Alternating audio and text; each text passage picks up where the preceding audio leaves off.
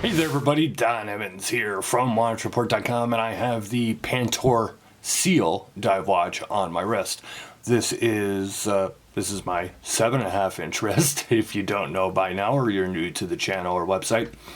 But this is the latest model from Pantor. It sells for $539 direct from their website. You're looking at a 45mm case.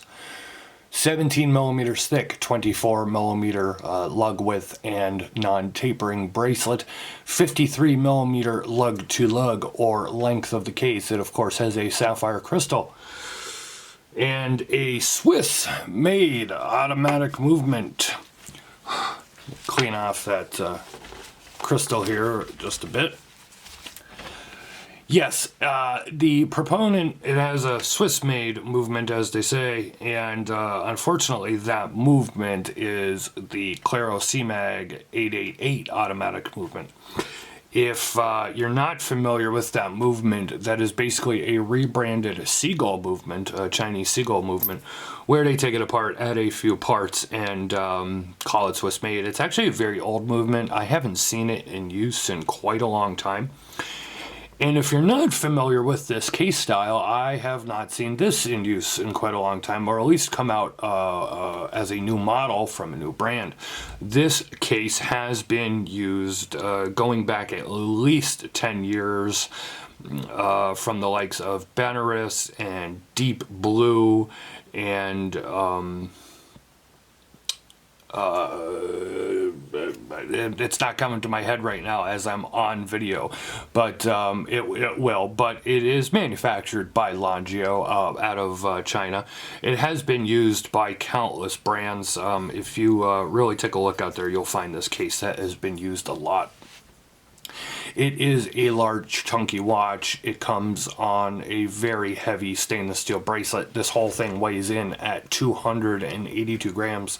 And I sized it, I weighed it after I sized it, which I took 2 links out for my 7.5-inch wrist, which is also a little odd because this is such a large watch.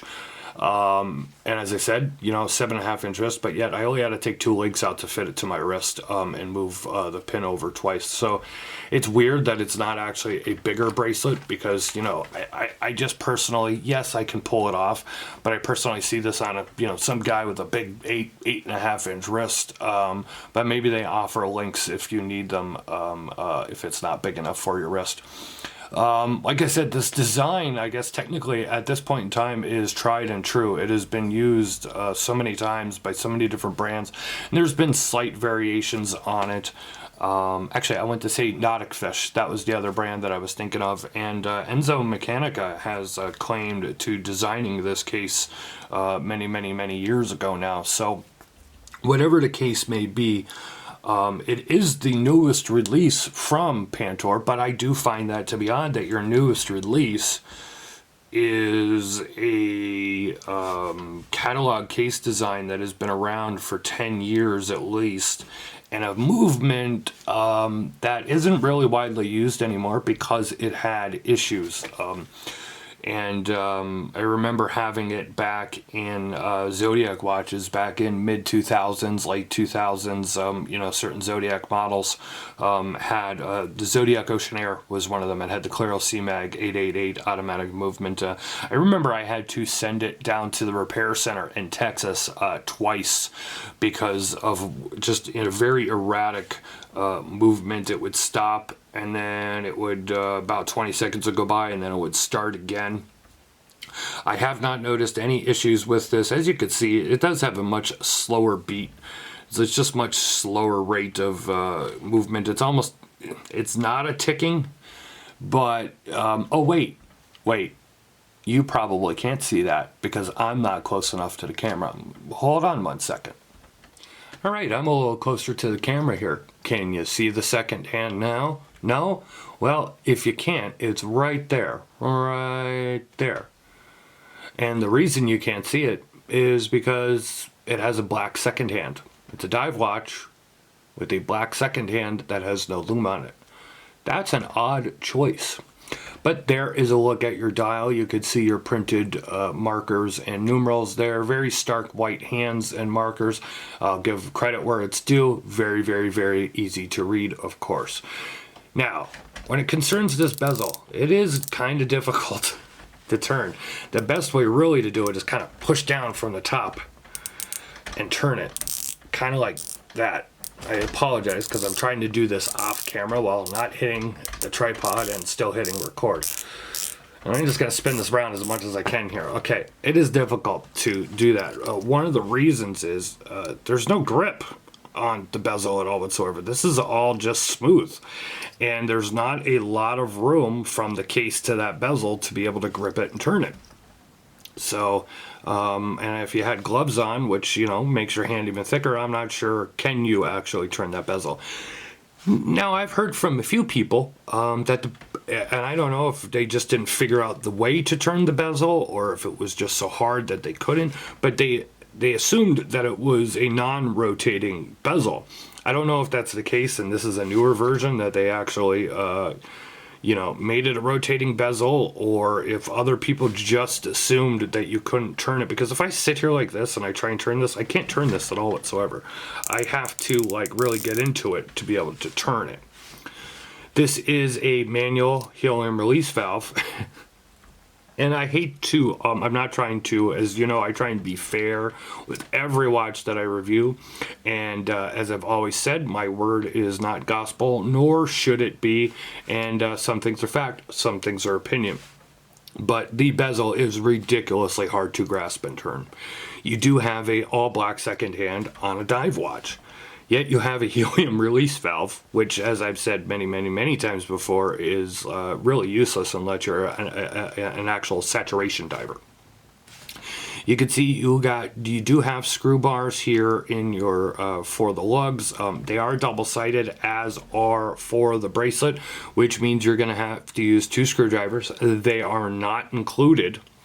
So it's kind of a pain. The screws do have Loctite in them as well, so you're kind of going to have to sit there with the one screwdriver in and it's being held in the other, and you kind of, you know, have to push them and pull, and you know, it's going to be a little annoying. So be prepared for that. I mean, these days, of course, I know this is a much older case than Bracelet. These days, brands are using you know, one-sided screw bars or you know, hex screw bars, etc., or at least you know, if they're not one-sided and threaded into the other side of the link, it's a screw bar with a cap on it, and they're usually a little easier to get out. But there is a look at your crown. Go ahead and unscrew this.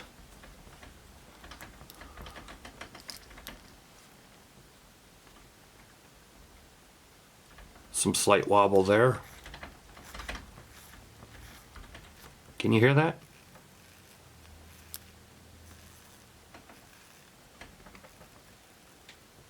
Were you able to pick that up? Hopefully you were able to pick up that noise when I was screwing that back down. And that's because of that Claro C-Mag movement. The pop the bracelet open, and here's another thing. So it's a dive watch. You kind of got that old style stamped dive extension, or a dive clasp, but there is no dive extension on this either. I just want to point that out.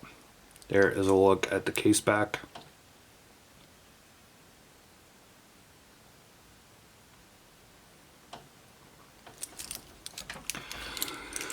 So, like I said, many of you, if you've been around in the watch game here for quite a few years, you've probably seen this case style before. You've probably, you know, owned one over the years. I am trying to remember if I ever actually owned one of these, whether it was from the original Benares or the Deep Blue or the Nautic Fish, etc., etc. I don't I don't remember that I ever actually owned one of these in the past from other brands. It is a large, heavy watch. You know, is it a good-looking watch? I guess that's always subjective, of course. I find it's okay. It is quite large for my taste these days, and it's very bulky and very heavy. About 6-7 years ago, and I'm surprised that I didn't have one, because I probably would have loved it, or maybe probably going back almost even 10 years now, I probably would have loved this, because I enjoyed a much bigger, heavier, thicker, chunkier watch. You know, it's funny though, I don't like a huge watch anymore, but yet I still wear bracelets that are gigantic.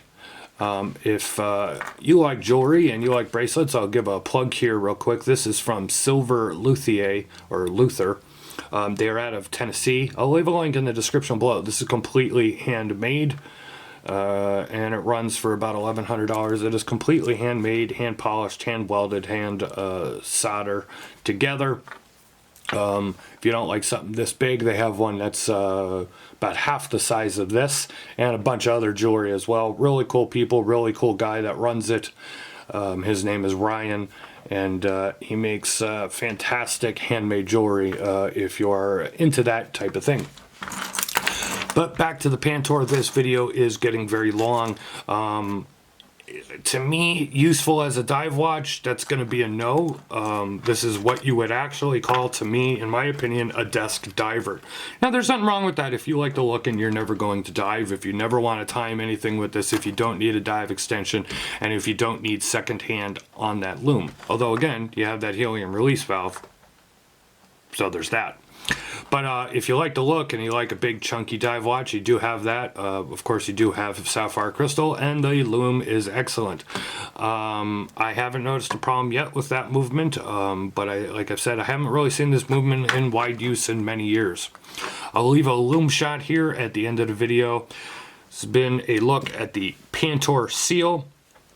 Leave a like or a comment here on our YouTube channel. Hit that notification bell twice, that way you never miss another review or upload. Follow us on social media. We're on Facebook, Twitter, and Instagram. This has been Don Evans for WatchReport.com.